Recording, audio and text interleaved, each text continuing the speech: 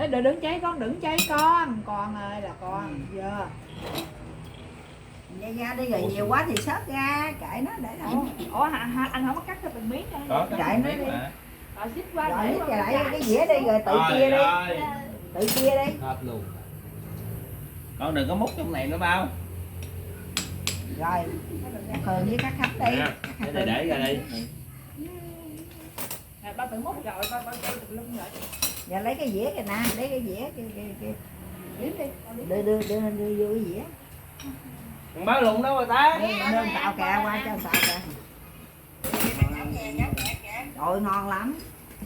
Hỏi các Từ coi, các Từ ngon các Từ. Ngon lắm.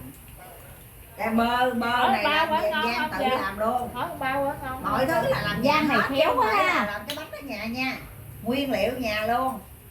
Tự làm bơ, tự làm phô bơ, bơ mai về